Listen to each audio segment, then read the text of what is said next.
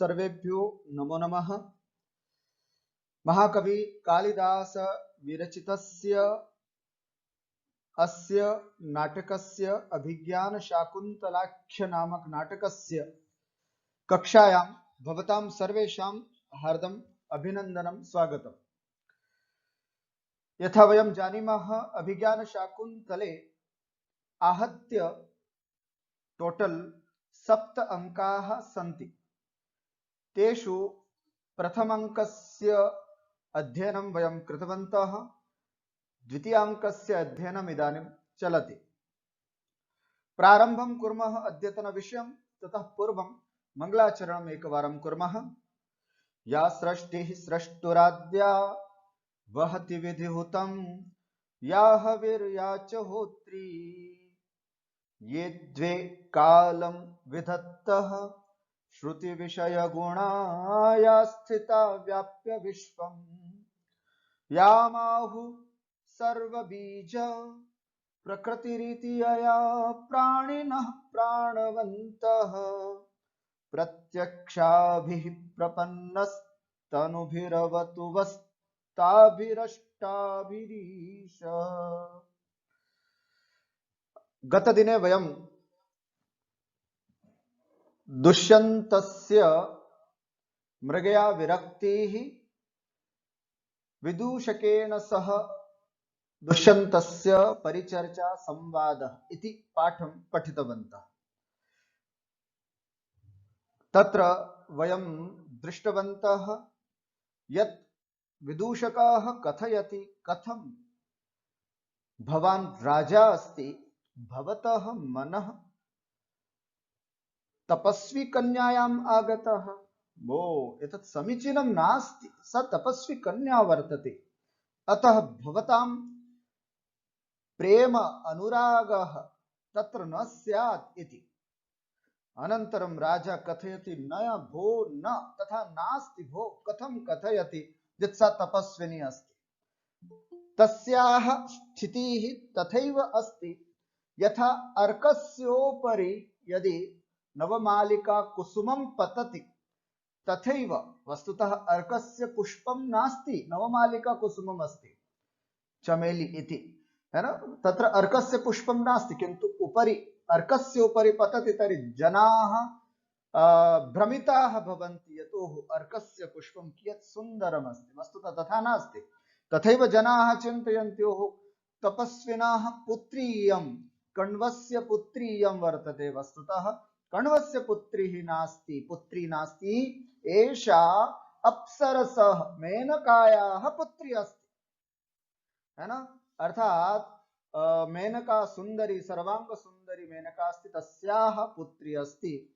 अतः वयं वक्तुं शक्नुमः ऋषि कण्वः अर्थात ब्राह्मणस्य पुत्री नास्ति। अतः वयं तपस्वी कन्या नास्ति, आश्रमस्था सा नास्ति, अतः वयं प्रेमानुरागं कर्तुं शक्नुमः इति राजा वदति।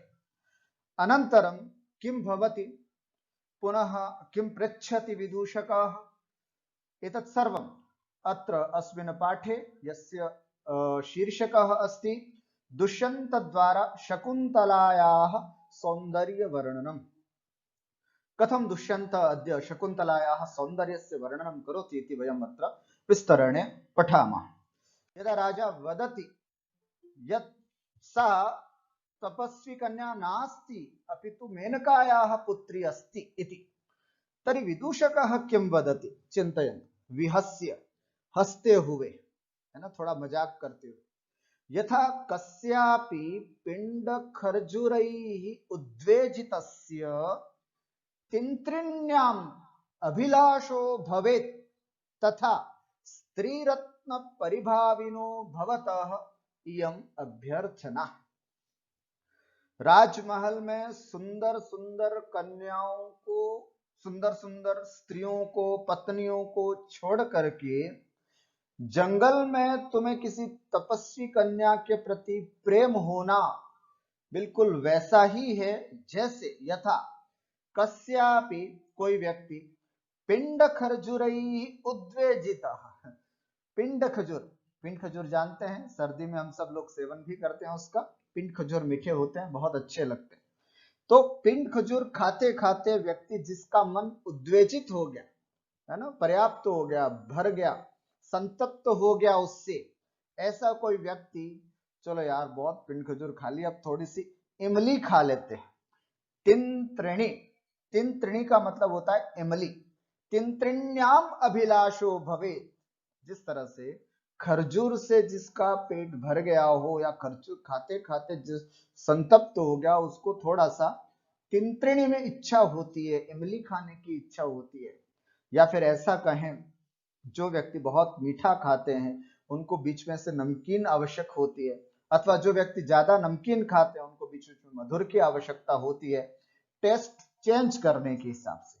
तथैव अत्रापि पिंड खर्जुरैः उद्वेजितस्य भवतः, है ना, भवतः जो लिखा ना यहाँ पर, ये भवतः उसका विशेषण है, कस्या, है ना, पिंड खर्जुरेर उद्वेजितस्य कस्यापि, किसी का भी, तिंत्रिण्याम अभिलाषो भवेत्, जैसे तिंत्रिणी खाने में, इमली खाने में उसकी इच्छा होती है, तथा स्त्री रत्न परिभाविनो, अर्थात बहुत सुंदर सुंदर स्त्रियां, रानियां, है ना, तुम्हारे अंतःपुर में, राजमहल में विराजमान, उससे परिभाविना, संतुष्ट हो करके या उनसे मन भर गया है, अतः भवतः इयम अभ्यर्थना, इसलिए तुम्हारी यह अभ्यर्थना है, तुम्हारी यह इच्छा है कि तुम किसी वन में रहने वाली किसी स्त्री के प्रति आसक्त हुए हो। राजा, न तावद एनाम पश्यसी येन एवं अवादि, राजा कहते हैं, बोल दे बेटा, तू अभी बोल ले जितना बोलना है, ये तू इसलिए ऐसा बोल रहा है कि ये न त्वम, है ना, न तावद एनाम पश्यसी, तुमने उसको देखा नहीं है, अतः एवं अवादि, इसलिए तुमने ऐसा बोला, है ना, कि पिंड खजूर खाने वाले को जैसे इमली खाने के बीच में टेस्ट होती है, उदाहरण तुमने इसलिए दिया कि तुमने अभी तक उसको देखा नहीं है, अगर तुमने नहीं देखा इसलिए एवं अवादी ही, है ना, इस तरह का कथन तुमने किया है।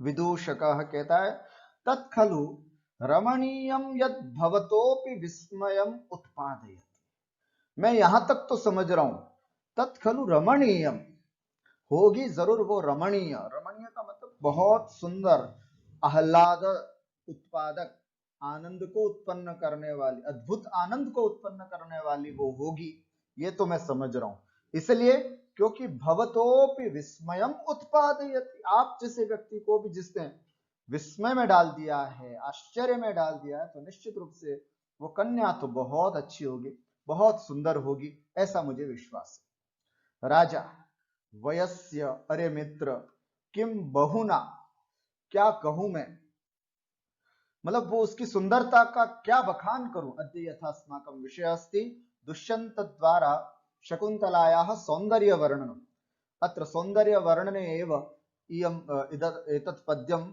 उक्तं, राज्ञा किं चित्रे निवेश्य परिकल्पित सत्वयोगा रूपोच्चयेन मनसा विधिना कृतानु स्त्रीरत्न सृष्टिरपरा प्रतिभाति सा मे धातुर्विभूत्वमनुचिन्त्य वपुश्च तस्याः।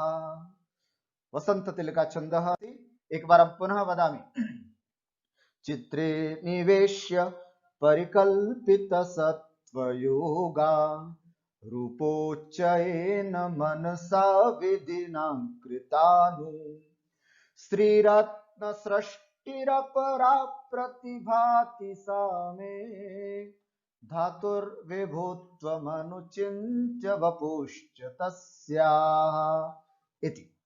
पश्यन्तु इदानीम् अन्वयं पश्यामः, धातुः विभुत्वं च, वेदांश किम् अभवत्,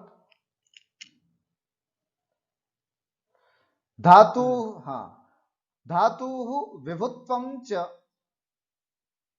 तस्याः वपुः च अनुचिन्त्य, ध्यान से देखना, राजा कहते हैं कि वो बहुत सुंदरी है, अत्यंत सुंदरी है, कितनी सुंदर है वो, इसका एक छोटा सा यहाँ पर उदाहरण देते हुए कहते हैं या समझाते हुए बात को कहते हैं कि धातु नाम विधातु, धाता विधाता ब्रह्मा, षष्ठी एक वचनम, धातु नाम विधातु अर्थात ब्रह्मा का विभुत्वम अर्थात ब्रह्मा जी का जो वैभव है, सृष्टि की रचना करने की जो ताकत उनमें है, उसको ब्रह्मा की वैभव को या ब्रह्मा की ताकत को, तस्याह वपुश्च और उस सुंदरी का सुंदर शरीर, अनुचिंत्य इन दोनों के बारे में विचार करके मेरे तो दिमाग में एक ही बात उपस्थित हुई है, क्या बनाने वाले की क्षमता और बनी हुई है रचना,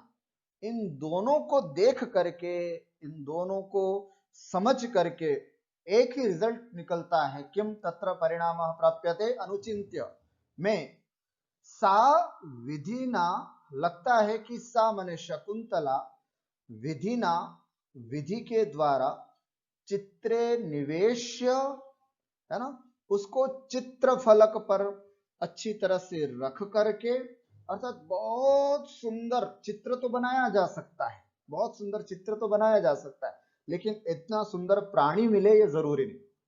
तो ऐसा लगता है चित्रे निवेश्य अर्थात चित्र फलक पर एक सुंदर सा चित्र बना करके रखने के बाद परिकल्पित सत्व योगा, और लगता है कि उसमें प्राण फूंक दियो, एक बहुत सुंदर कृति बनाई हो और फिर उसमें उन्होंने प्राण फूंक दिए हूं, सत्व माने प्राण, योगा माने उससे युक्त कर दियो, अर्थात वह शकुंतला सा, अर्थात वह शकुंतला ऐसा लगता है विधिना चित्रे निवेश्य, विधि ने उसको एक सुंदर से चित्र फलक पर रखा होगा, परिकल्पित विहित सत्व प्राण योगा संचार, प्राण संचार अर्थात उसमें प्राणों का संचार कर दिया हो, है ना, अथवा मनसानु रूपोच्चयन कृता, है ना, अथवा मनसा मानसिक व्यापार, ब्रह्मा चाहे तो जितनी भी स्वर्गों में उत्पन्न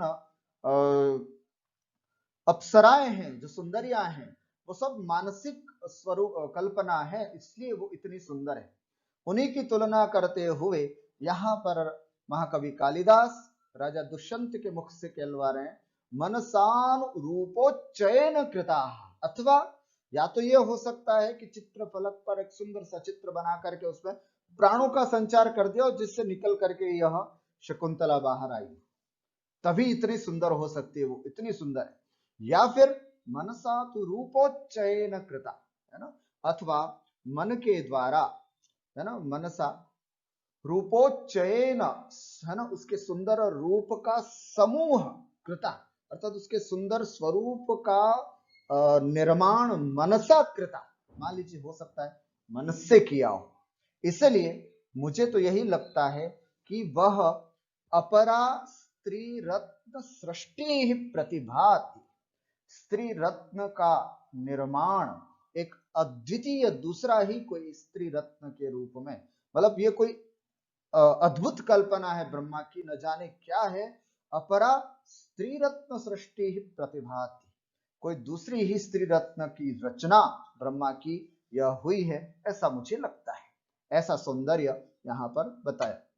पदार्थम पश्यामः धातुः विधातुः विभुत्वम नाम निर्माण कौशलम, विधाता की निर्माण कौशलता, तस्याः नाम शकुंतलायाः वपुः शरीरम च अर्थात समुच्चय, समुच्चय अर्थ में है, अनुचिंत्य चिंतयित्वा, विधाता की निर्माण कौशल को और इस सुंदर शरीर को, दोनों का एक साथ विचार करता हूं तो यही निकल करके आता है, मैं मम मेरे मन में सा शकुंतला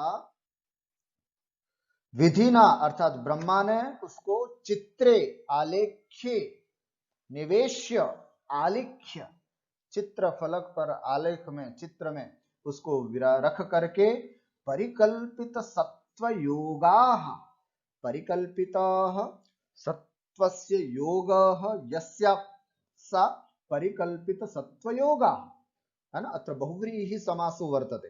परिकल्पित विहितः सत्त्वस्य प्राणानां योगः यस्यां सा परिकल्पित सत्व योगा विहित प्राण योगा, और फिर उसमें प्राणों का योग कर दिया। ब्रह्मा ने चित्र फलक पर चित्र बनाया होगा, चित्र रखा होगा, और फिर उसमें प्राणों का संचार कर दिया होगा। अथवा मनसा चेतसानु रूपोच्चयेन लावण्य समूहेन कृता नाम निर्मिता अपरा अद्वितीया स्त्रीरत्न सृष्टिः रमणी रत्न निर्माणम प्रतिभाति प्रतीयते। या तो ब्रह्मा ने इस तरह से सृष्टि की रचना की है, या फिर इस मनुष्य लोक में एक अद्वितीय दूसरा ही एक स्त्री रत्न उन्होंने बना करके भेजा है, ऐसा प्रतीत होता है। इतनी सुंदर ये है शकुंतला। एवं उक्त्वा अत्र वयं भावार्थं पश्यामः। अस्मिन् पद्ये राजा दुष्यन्तः विदूषकाय कथयति, विदूषक के लिए कहते हैं, यत् प्रियायाः शकुंतलायाः सौंदर्यं विलक्षणं वर्तते। प्रिया शकुंतला का जो सौंदर्य है वो अद्भुत है। सृष्टि निर्माण निपुणः विधाता ताम चित्रफलके निवेश्य, सृष्टि निर्माण में निपुण, सृष्टि की रचना करने में जो निपुण विधाता ब्रह्मा, ताम चित्रफलके निवेश्य, उस सुंदरी को एक चित्रफलक पर रख करके तस्याह शरीरे प्राण संचारम कृतवान, और उसके शरीर में प्राणों का संचार कर दिया हो। अथवा सृष्टि निर्माता विधाता, या तो ये हो सकता है, या फिर दूसरा ये हो सकता है, विधाता ब्रह्मा ने मनसा एव कस्यचित अनुपम सौंदर्यस्य कल्पना कृत्वा, है ना, मन से ही किसी अनुपम सौंदर्य की कल्पना करके तेना सौंदर्य समूहेन शकुंतलायाः शकुंतलाम निर्मितवान, हो सकता है उसके द्वारा सौंदर्य समूहेन संपूर्ण सौंदर्य को इकट्ठा करके और मनसा मन के द्वारा, है ना, या तो पेंटिंग के द्वारा या फिर मन से ही इतनी सुंदर कल्पना हो सकती है, अन्यथा कोई सुंदरता की संभावना नहीं होती। तो शकुंतलाम निर्मितवान अथवा शकुंतलायाः निर्माणं कृत्वा। इत्थं सा ब्रह्मणाः नवीनतमा कल्पना मानसी च सृष्टि वर्तते। इत्थम, इस प्रकार से, सा शकुंतला ब्रह्मणः ब्रह्मा की नवीनतमा कल्पना, एक नवीन कल्पना है, या और मानसी सृष्टि है, मन से जिसकी रचना हुई है, दिल से जिसकी रचना हुई है, इतनी सुंदर रचना वह है।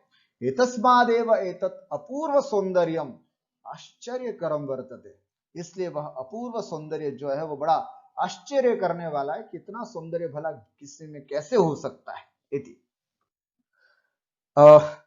विशेषः अत्र छन्दः वसंत तिलका अस्ति, यस्य लक्षणम् अस्ति उक्ता वसंत तिलका तभजा जगौगः चित्रे निवेश्य परिकल्पित सत्वयोगा रूपोच्चयेन मनसा विधिना कृतानु इत्यादि, है ना।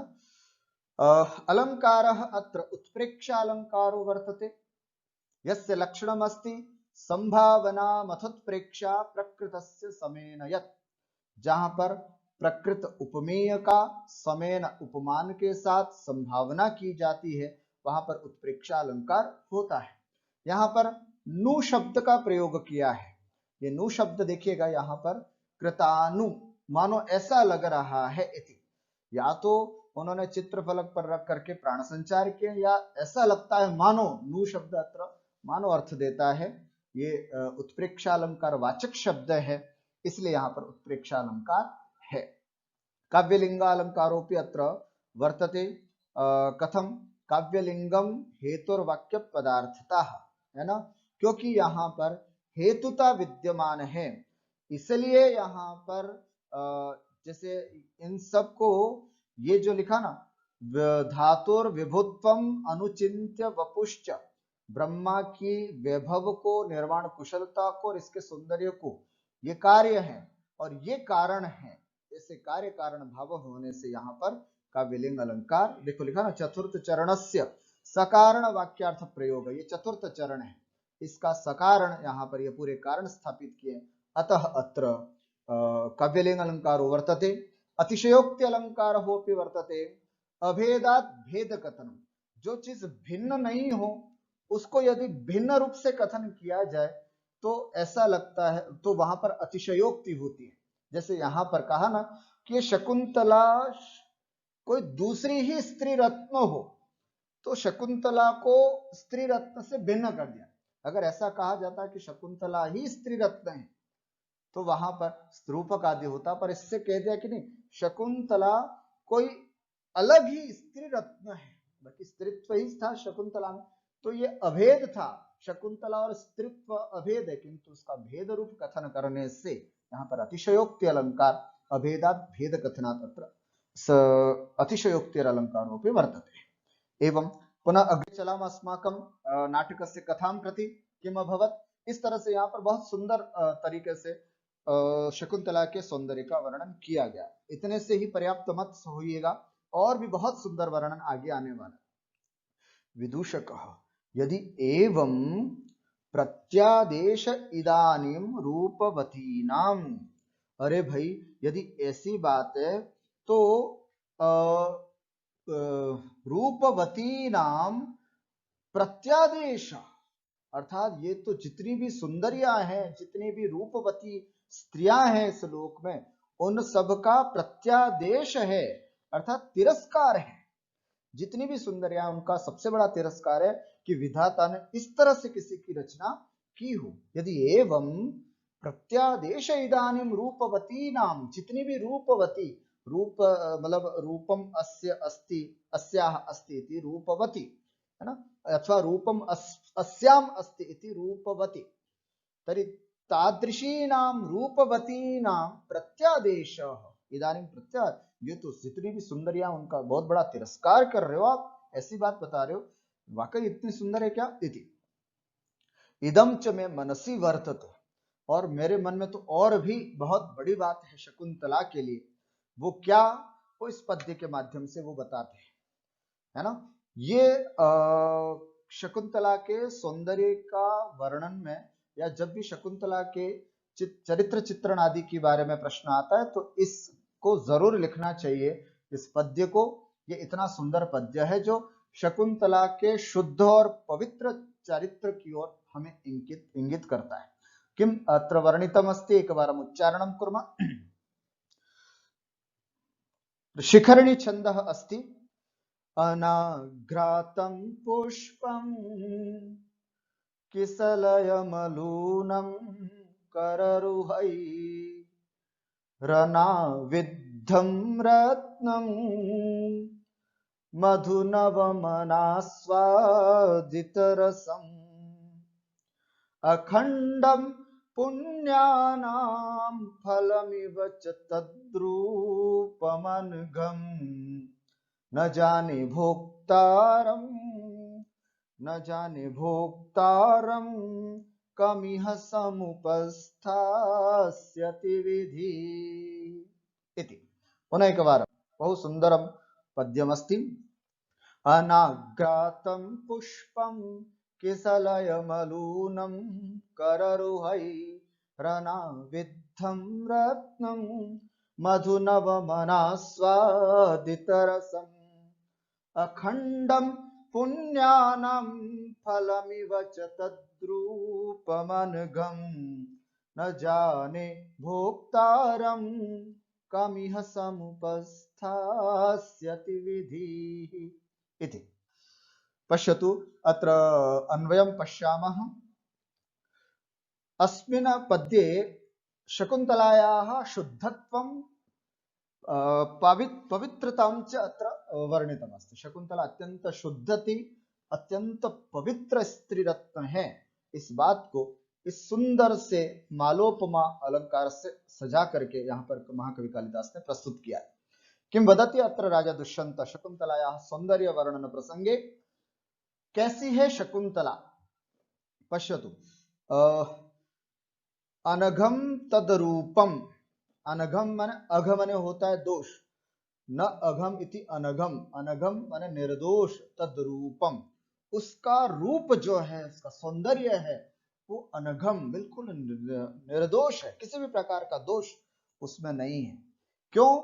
कैसे? जैसे, है ना, बहुत सारी उपमाएं दे करके जहां बात की जाती है उसे हम मालोपमा अलंकार कहते हैं, है ना। जैसे आपने एक 1947 लव स्टोरी का एक गाना सुना हो आपने, एक लड़की को देखा तो ऐसा लगा जैसे, आदि आदि ऐसे करके, जैसे जैसे ऐसे करके वो बहुत सारे वो उपमान देता है। तो जहां एक उपमेय के बहुत सारे उपमान होते हैं वहां पर मालोपमा अलंकार होता है। यहां पर भी कुछ इसी तरह का कि शकुंतला का जो सौंदर्य है वो निर्दोष है, अत्यधिक, मतलब बहुत बड़ी बात है। कैसा है? तो देखिएगा, एक एक इनकी उपमा देखिएगा, महाकवि कालिदास का चिंतन देखिएगा कि शकुंतला किस तरह से निर्दोष और शुद्ध है। अनाघ्रातम पुष्पम इव, शकुंतला एक ऐसे फूल की तरह है जिसको अभी तक सूंघा नहीं गया है। कितनी सुंदर बात है ना। पुष्पम, आघ्रातम माने सूंघा गया, अनाघ्रातम माने जिसको सूंघा नहीं गया है, ऐसे फूल की तरह है। कररुहई अलूनम किसलयम, किसलय माने होता है पल्लव, नए नए जो कोपल होते हैं जिसको अभी किसी ने स्पर्श भी नहीं किया है। कररुह, कररुह बोलते हैं नाखूनों को, कररुहई ही नाखूनों के द्वारा, अलूनम जिसको छेदा नहीं गया हो, भेदा नहीं गया हो, ऐसे जैसे पल्लव होता है, सुंदर कोपल होता है, उसकी तरह शकुंतला है। और कैसी है शकुंतला? शकुंतला उस रत्न की तरह है जिसको अनाविद्धम, है ना, अभी तक वेधा नहीं गया है। रत्नों को वेधा जाता है ना, उसको माला में पिरोने के लिए उसको वेधन कर दिया जाता है इत्यादि। पर ये शकुंतला उस तरह से शुद्ध है, अनाविद्धम रत्नमिव, जैसे अनाविद्ध रत्न होता है बिल्कुल ताजा, वैसे रत्न के समान यह शकुंतला है। अनास्वादितम रसम, अनास्वादित रस है जिसका आस्वादन नहीं लिया गया, ऐसे अनास्वादितम रसम, अनास्वादित जिसका आस्वादन नहीं लिया गया है, ऐसे अनास्वादित रस की तरह जानना चाहिए। ऐसा क्या? अनास्वादितम रसम नवम मधु, नया नया जो मधु है जिसके रस का आस्वादन किसी ने अभी प्राप्त नहीं किया, ऐसे मधु की तरह। और इव सब जगह लगेगा, अनास्वादित रसम नवम मधु इव, पुण्यानाम च अखंडम फलम। और कहते हैं कि मान लीजिए ऐसा इव शब्द यहां पर भी है, ये इव अर्थात समस्त पुण्यों का फल है, फल की तरह। शकुंतला किसकी तरह है? पुष्पम इव, किसलयम इव, रत्नम इव, मधु इव, पुण्य फलम इव शकुंतला वर्तते। एतादृशम किम अस्ति तद्रूपम तस्याह रूपम इति तद्रूपम, निर्दोष ऐसा स्वरूप है शकुंतला के सौंदर्य का वर्णन, है ना। आपको भी कभी किसी के सुंदरता का वर्णन करना हो तो ये सुंदर पद्य जो आपको बहुत अच्छा लगता हो, उसके लिए ये सुंदर सी कल्पना आप उनके सामने प्रस्तुत कर सकते हैं। अनाग्रातम पुष्पम, शकुंतला इस पुष्प के समान थी जिसको अभी तक सूंघा नहीं गया। कररुहई अलूरम किसलयम, शकुंतला उस कोपल पल्लव की तरह थी जिसको अभी तक नाखूनों से भेदा नहीं गया है। अनाविद्धम रत्नमिव, शकुंतला का स्वरूप, रूप, सौंदर्य उस रत्न की तरह था जिसको अभी तक भेदा नहीं गया हो। अनास्वादित रसम नवम मधु इव, शकुंतला का वह निर्दोष सौंदर्य स्वरूप उस रस या उस मधु की तरह था जिसका आस्वादन अभी तक किसी ने नहीं लिया हो। और शकुंतला उस का रूप उस फल की तरह है जो अखंड पुण्यों का फल होता है ना। बहुत सारे पुण्य एक साथ मिलकर के जब उदय में आते हैं तब वह व्यक्ति इतना सुंदरता को प्राप्त कर सकता है। ऐसा अनघम तद्रूपम, निर्दोष उसका स्वरूप है। और लास्ट में अपनी व्यथा सुनाते हुए कहता है, न जाने भोक्ता न जाने भोक्तारम कमिह समुपस्थास्यति विधि। ऐसे अनघम तद्रूपम भोक्तुम, ऐसे अनघ निर्दोष उस स्वरूप को भोगने के लिए विधि विधाता कम भोक्तारम समुपस्थास्यते, किस भोगने वाले व्यक्ति को वहां पर उपस्थित करेगा। ना जाने ऐसा कौन भाग्यशाली होगा जो इस शकुंतला से विवाह करेगा। इति भाव, ये इसका भाव है। अर्थात ऐसा कौन व्यक्ति होगा जो इस सुंदरी से विवाह करेगा। मुझे तो बहुत उस अद्भुत सौंदर्य को देख करके ही मेरे मन में तो गुदगुदी होने लग गई कि मैं ही इसको प्राप्त करूं। लेकिन पता नहीं कौन ऐसा भाग्यशाली होगा जो इस सुंदरी से विवाह करेगा। ये जो अंतिम पंक्ति है, ये सूक्ति के रूप में भी इसका प्रयोग किया जा सकता है। आइए पदार्थ देखते हैं। अनाघ्रातम केनापि न आघ्रातम, किसी के द्वारा नहीं सूंघा गया हो। पुष्पम प्रसूनम कररुहैः नखैः अलूनम है ना अच्छिन्नम किसलयम पल्लवम इव अनाविद्धम अक्षतम, जिसको क्षत नहीं किया गया हो, बेदा नहीं गया हो, ऐसे रत्नम मणि इव अनास्वादित रसम केनापि न आस्वादित रसः माधुर्यम यस्य, है ना, ये मधु का विशेषण है। अनास्वादित रसम, किसी के भी द्वारा जिसके रस का आस्वादन नहीं किया गया है, ऐसा नवम नवीनम मधु अर्थात क्षौद्रम इव पुण्यानाम सुकृतानाम च समुच्चय अखंडम खंडरहितम फलम इव परिणाम इव अनघम निर्दोषम तद्रूपम तस्याः शकुंतलायाः सौंदर्यम वर्तते। विधिः विधाता इह संसारे कम कम जन्म भोक्तारम संभोग करतारम, इसके साथ विवाह करके इसके साथ संपर्क प्राप्त करेगा, ऐसा कम जन्म समुपस्थास्यति प्रापयिष्यति। विधि न जाने किस सौभाग्यशाली व्यक्ति को इससे विवाह कराएगा। वो बहुत पुण्यशाली होगा, उसके कई भवों का पुण्य होगा, जिसकी वजह से वो इस सुंदरी के साथ विवाह कर पाएगा। इति न जाने एतत् अहम न जानामि इति। अत्र भावार्थं पश्यामः।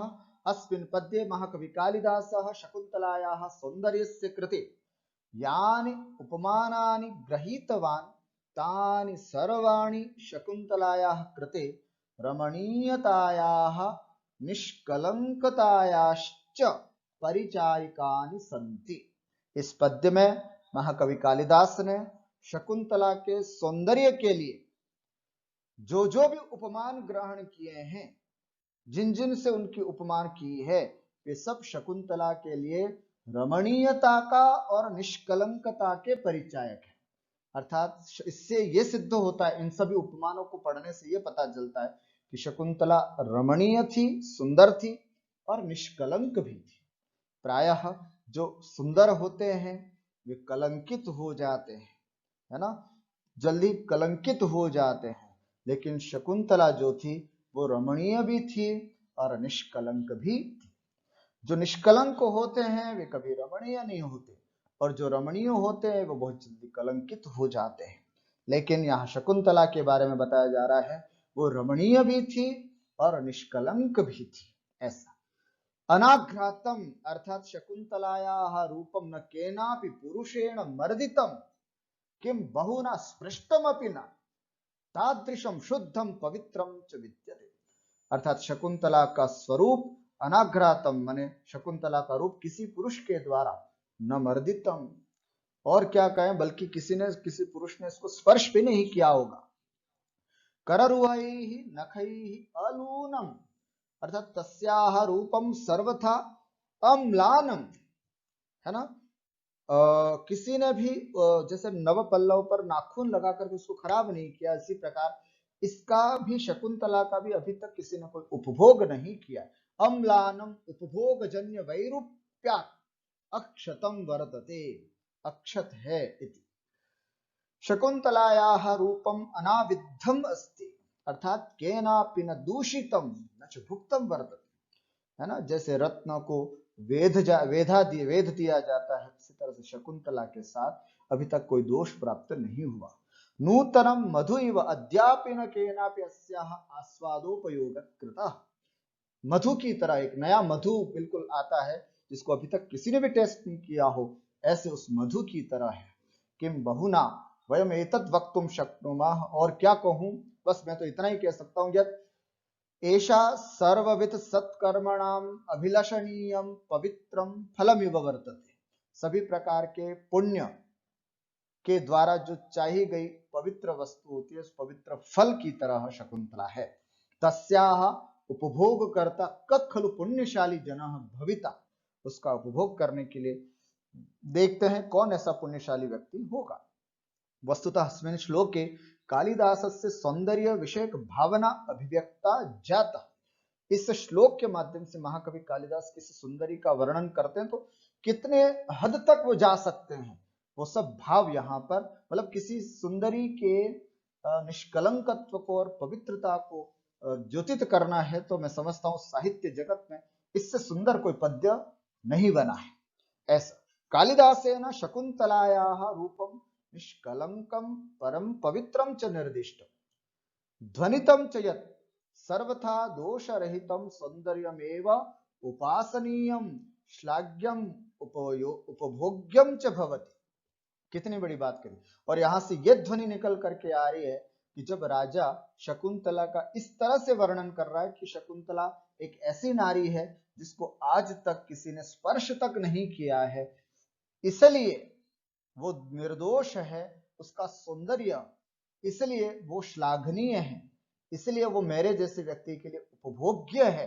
ये भाव यहाँ पर ध्वनित होकर के आ रहा है ना। यही ध्वनि है, यही यहाँ पर व्यंजना है कि आज तक उसको किसी ने स्पर्श नहीं किया है, इसलिए ऐसी सुंदर कन्या पर मेरा मन रिझा है।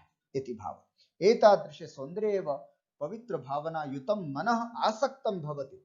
किसी का मन यदि किसी के प्रति आसक्त होता है तो ऐसा सौंदर्य हो तो ही किसी का मन उसके प्रति आसक्त होता है। मेरा मन उसके प्रति आसक्त हुआ, इसका मतलब यह है कि वो अत्यंत पवित्र स्त्री है। अत्र शिखरिणी छंदः अस्ति यथा मुक्तवान् रसैः रुद्रैश्चिन्ना यमन सबलागः शिखरिणी इति अस्य लक्षणं वर्तते। अत्र अलंकारः मालोपमा यथा मुक्तवान् तस्य लक्षणमस्ति मालोपमा यदेकस्य उपमानं बहु दृश्यते। यद एकस्य उपमेयस्य बहु उपमानं दृश्यते। बहुत सारे उपमान यदि देखे जाते हो तो वहां पर मालोपमा, उपमा की माला ही जहां पर बन जाए वहां पर मालोपमा अलंकार होता है। यथा अत्र वयं पठितवन्तः पुष्पम इव तद्रूपम किसलयम इव तद्रूपम रत्नम इव, है ना, मधु इव इति फलम इव, एतत् सर्वं बहुत सारे उपमान को यहाँ पर दिया है। अतः मालोपमा अलंकारः अस्ति।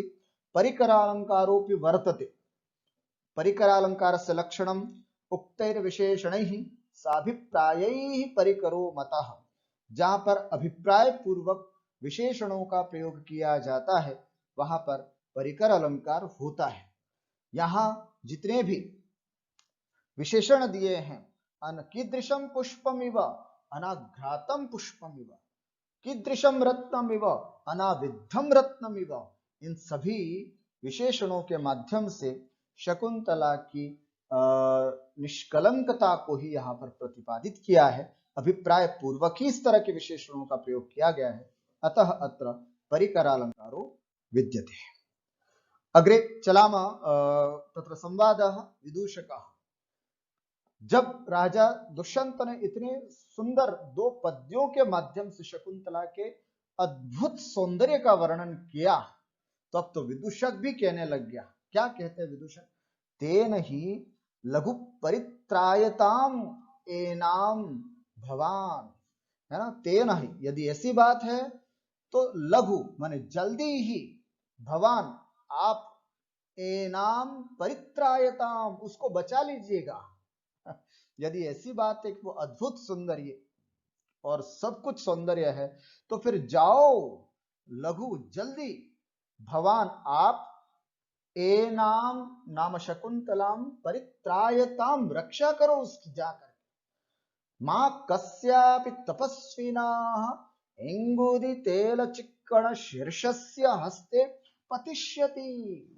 तुम नहीं जाओगे तो ध्यान रखना, कस्यापि तपस्विना, किसी तपस्वी के, और तपस्वी का विशेषण यहां पर कैसा दिया विदूषक ने, इंगुदी तेल चिक्कण शीर्षस्य, ऐसा तपस्वी जो बिल्कुल मुंडित शेरा है, बिल्कुल गंजे हैं। और मैंने आपको बताया था, पहले ही हम अपन पढ़ चुके हैं, आश्रम और वनवासी लोग इंगुदी तेल का प्रयोग करते हैं। इंगुदी फल भिदः फलः, अपन ने देखा था ना कि आश्रम में केवल इंगुदी तेल का प्रयोग किया जाता है। उस इंगुदी तेल से चिकना है सिर जिसका, ऐसा कोई तपस्वी के हाथ में पड़ जाएगी, अर्थात कोई तपस्वी उसको अपने बाहों में ले लेगा, कोई तपस्वी उसको मना लेगा, कोई तपस्वी उसके पीछे पड़ जाएगा, उससे बेहतर है कि जाओ और उसकी रक्षा करो तुम राजन, ऐसा विदूषक कहते हैं। राजा पर्वती खलु तत्र भवती, है ना, तत्र भवती, ये दोनों मिलकर के आए हैं तो सम्मान सूचक शब्द होता है। अरे वे तो पर्वती हैं, पराधीन है, इतना जल्दी कोई इस तरह से नहीं करेगा, वो पराधीन है। न च सन्निहितो अत्र गुरुजना, और गुरुजन भी यहाँ नहीं है। महर्षि कण्व होते तो सीधा मैं उनके पास जाता, उनकी पुत्री को मांग लेता, किंतु क्या करूं, न च सन्निहितो अत्र गुरुजना, गुरुजन भी यहाँ पर नहीं है और वो पराधीन है, तो मैं कैसे जाऊं जल्दी और उसको लेकर के आऊं। इति अत्र संशय अस्ति। देखो यहाँ पर भी राजा के चारित्र को खुल करके सामने आता है कि राजा कितना चरित्रवान था, है ना। वो ये कहता है कि वो तो पराधीन है और गुरुजी यहाँ है नहीं, उनके बिना पूछे मैं कैसे किसी को लेकर के आऊं। इससे उनका राजा का उत्कृष्ट परिचय चरित्र प्रस्तुत होता है। विदूषकः अत्र भवन्तम अंतरेण कीदृशस्तस्याः दृष्टिरागः। वैसे भी अत्र भवन्तम आप जैसे व्यक्तियों के अंतरेण बिना, है ना, अंतरा अंतरेण युक्ते द्वितीया अपन पढ़ते हैं ना, अंतरेण माने बिना, अत्र भवन्तम अंतरेण आपके बिना, आदरणीय सम्माननीय आपके बिना, तस्याः दृष्टिरागः कीदृशः, तस्याः नाम शकुंतलायाः दृष्टिराग भला और क्या सा हो सकता है। राजा नहीं सा, निसर्गादेव अप्रगल्भ तपस्वी कन्या जनः, तपस्वी कन्या लोग जो होते हुए निसर्गाद एव अप्रगल्भ, निसर्ग से ही बहुत भोली भाली होती। प्रगल्भ माने होता है चतुर, है ना, चालाक। अप्रगल्भ निसर्गात एव, स्वभाव से ही, अप्रगल्भ बिल्कुल भोले भाली होती हैं तपस्वी कन्या जन। ये भी सूक्ति के रूप में इसको प्रयोग किया जा सकता है कि तपस्वी कन्या जन जो होती हैं वे स्वभाव से ही भोली होती हैं। तथापि वैसे तो वो बिल्कुल भोली है, कुछ भी इस तरह की चतुरता नहीं होती तपस्वी कन्याओं में, पर फिर भी मैंने उस शकुंतला में थोड़ी चतुराई देखी है। कैसी, है ना, तो यहां पर एक पद्य के माध्यम से बता रहे, अभिमुखे महिसंहृतमीक्षणं हसितमन्य निमित्त कृतोदयं विनयवारित वृत्तिरतस्तया न विवृतो मदनो न च संवृतः द्रुत विलंबित मानभौ भरौ। इत्यत्र छन्दः अस्ति, पुनः एकवारं पठामि। अभिमुखे मयि संहृतमीक्षणं हसितमन्य निमित्त कृतोदयं विनयवारित वृत्तिरतस्तया न विवृतो मदनो न च संवृतः। है ना, शकुंतला यद्यपि बहुत भोली है ना, सामान्य तपस्वी कन्या की तरह है, लेकिन फिर भी मेरे प्रति उसका अनुराग है, ये मैंने महसूस किया। कैसे, किसी भी कन्या का किसी भी लड़के के प्रति प्रेम होता है तो वो किस तरह से अपने प्रेम को अभिव्यक्त करती है, वो इस पद्य में महाकवि कालिदास ने स्पष्ट किया है। किसी भी कन्या का, है ना, कोई भी कन्या होती है, कोई भी लड़की होती है, वो किसी लड़के के प्रति प्रेम करती है, उसका अनुराग किसी लड़के के प्रति होता है जो आसपास ही होता है, तो कैसे उसका प्रेम अभिव्यक्त होता है, यहां पर हम समझते हैं अन्वय के माध्यम से। मई अभिमुखे ईक्षणम संहृतम, मैं जैसे उसके सामने चला गया तो ईक्षणम अपनी आंखों को संवृतम संकुचित कर लिया। अर्थात जब मैं दूर था तो वो मुझे ही देखती थी, बार बार मेरी ओर देख रही थी। मई अभिमुखे, और मैं जैसे उसके सामने प्रस्तुत हो गया, उसके सामने पहुंच गया, तो कहते हैं मई अभिमुखे, मेरे सामने देखने पर, या मैं जैसे उसके सामने पहुंच गया, या मैं उसके सामने जैसे ही देखता हूं तो क्या करती है, ईक्षणम संवृतम, अपनी आंखों को, अपनी दृष्टि को संकुचित कर लेती है ना। ये अगर किसी के साथ होता है तो समझना सामने वाले का प्रेम आपके प्रति है। पहले तो वो आपको देखते रहेंगे, और जैसे आप उनकी तरफ देखोगे धीरे से अपनी आंखें या अपनी नजरें वो हटा लेते हैं। मई अभिमुखे, मेरे सामने देखने पर, ईक्षणम संवृतम, अर्थात दृष्टि को संकुचित कर लिया या हटा लिया वहां से।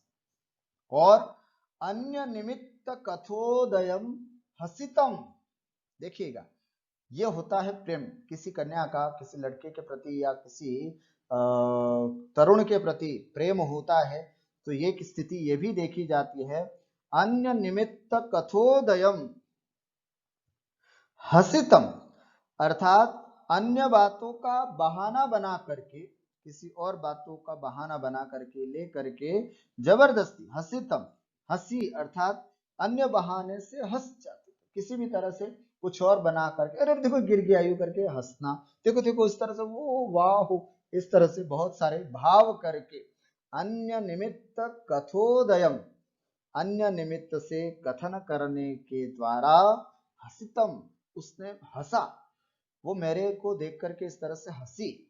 अतः तया विनय वारित वृत्ति ही, इसलिए इस प्रकार से तया उस शकुंतला ने विनय वारित वृत्ति ही, है ना, विनय के द्वारा, विनय के कारण, वारित रोकी गई, वृत्ति ही माने प्रवृत्ति वाले, मदना जो काम भाव था, उसके मन में काम भाव तो उठ रहा था, वो भी मुझे देख करके कामुक हुई होगी, ऐसा मैं सोचता हूं। तो तया उसके द्वारा विनय वारित वृत्ति मदना, विनय के कारण, लज्जा के कारण, वारित प्रवृत्ति वाली, मदना उसकी काम अवस्था, न विवृता न च संवृता, न तो एकदम खुल करके उसका प्रेम भाव सामने आया कि हाँ वो भी आपसे प्रेम करती है, न च संवृता, और न ही उसने उसका संवृत संहार किया, है ना, न ही उसको छिपाया, अर्थात न ही उसने एकदम सामने आकर के मेरे से बोल दिया कि मैं भी आपसे प्रेम करती हूं, ऐसा भी नहीं बोला, और न ही उसने अपने मन, अपने काम भाव को छिपाया। इससे ये लगता है कि उसका काम भाव कहीं ना कहीं मेरी ओर था, वो उसकी इन चेष्टाओं को देख करके मुझे पता चलता है। मई दुष्यंते अभिमुखे सम्मुखे प्राप्ते ईक्षणम नामलोचनम संवृतम संकोचितम, अन्य निमित्त कथोदयम अन्येन अपरेण निमित्तेन कारणेन कथायाः वार्तायाः उदयः आविर्भावः यस्य, तत् बहुव्रीहि समास है, अन्य किसी निमित्त से वार्ता का उत्पन्न करना और फिर हसित, उस पर फिर हंसना, अन्येन नाम अपरेण, निमित्तेन नाम कारणेन, कथायाः अर्थात वार्तायाः, उदयः अर्थात आविर्भावः, यस्य तत् तदृशम तत् हसितम, है ना, हसितम हासकृतः, अन्य निमित्त से वार्ता का कह करके और फिर खुद ही हंस रही है, ये उसका हंसना कहीं ना कहीं मेरी ओर ही इशारा था। अतः अस्मात् कारणात् तया शकुंतलया विनयवारित वृत्ति शीलावरुद्ध व्यापारः मदनः कामभावः न विवृतः न प्रकटितः न च संवृतः नैव च गोपितः। इस तरह से शकुंतला की प्रवृत्ति से मुझे लगता है कि उसका काम भाव न तो उसका खुल करके सामने आया और न ही उससे गोपन रहा गया, ऐसी उसकी स्थिति बनी। अस्मिन् पद्ये शकुंतलायाः मुग्धत्वं दुष्यन्ते च अनुरक्तत्वं प्रतिपादयन् कविः कथयति। इस पद्य में शकुंतला का भोलापन है ना, मुग्धत्व, दुष्यंतेच अनुरक्तत्व, और दुष्यंत के प्रति उसका अनुराग प्रतिपादित करते हुए कवि कहते हैं, यद्यपि शकुंतला दुष्यंतम प्रति नावलोकयति, यद्यपि शकुंतला जो है वो दुष्यंत के प्रति देख नहीं रही थी, न च सम्मुखे आगत्य काम अपि वार्ताम कृतवती, और नहीं बिल्कुल सामने आकर के काम अपि वार्ताम कृतवती, आकर के उसने हमसे बातचीत भी नहीं की, न च तम दृष्टा सा हसितवती, और नहीं राजा दुष्यंत को देख करके वो हंसी, तथापि तस्या विलासेन श्रृंगार चेष्टा भी, श्रृंगारिक चेष्टाओं के द्वारा प्रतीयते स्म, प्रतीत हो रहा था, यत् सा शकुंतला दुष्यंते अनुरक्ता वर्तते। कई बार ऐसा प्रेम होता है, आंखों आंखों में हो जाता है प्रेम। जब आंखों आंखों में प्रेम होता है तब ऐसी ही स्थितियां होती हैं, एक दूसरे से मिलना नहीं हुआ भी, एक दूसरे से बातचीत नहीं हुई, केवल उसका नजरें उठा करके देखना, उसका कटाक्ष करके देखना, प्रेम भरी निगाहों से देखना, उससे पता चलता है कि कहीं ना कहीं ये भी मुझ पर अनुरक्त है। ऐसा यहाँ शकुंतला के साथ हुआ। शकुंतला का भी यही, शकुंतला ने न तो अभी बिल्कुल दुष्यंत के सामने आकर के दुष्यंत को देखा, नहीं उसने अभी कोई दुष्यंत से बात की, और न ही शकुंतला ने दुष्यंत के साथ कोई बातचीत करके हंसी मजाक की, लेकिन शकुंतला के विलासों से, श्रृंगारिक चेष्टाओं से ये प्रतीत हो रहा था कि शकुंतला दुष्यंत के प्रति अनुरक्त है।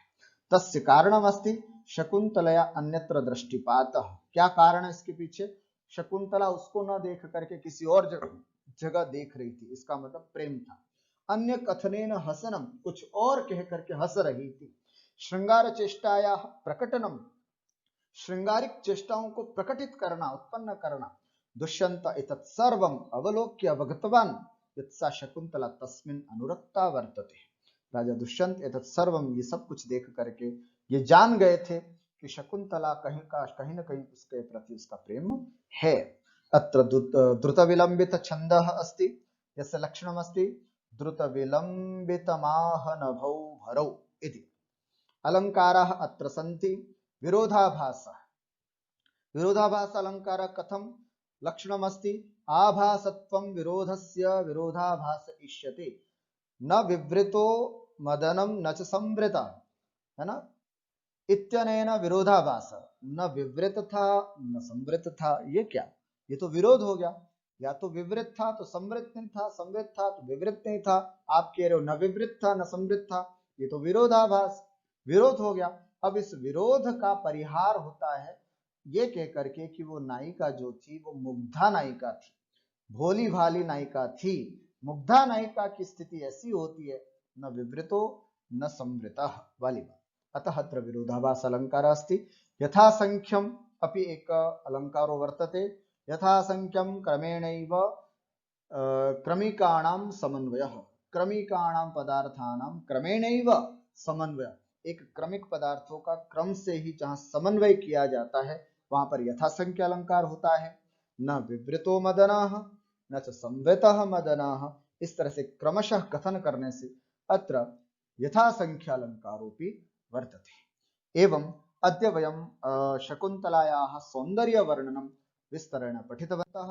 इतोपि अग्रे कथायाः सरणम् अग्रे भविष्यति, अग्रे सरणं भविष्यति, तत्र वयं पश्यामः कथं स दुष्यन्तः शकुन्तलां मिलति अथवा कथं तस्य संयोगः भवति, एतत् सर्वम् अग्रिमपाठेषु वयं पठामः। तावत्पर्यन्तम् अत्रैव विरमामः, पुनः मिलामः अग्रिमकक्षायां। तावत्पर्यन्तं सर्वेभ्यो नमस्कारः, नमो नमः।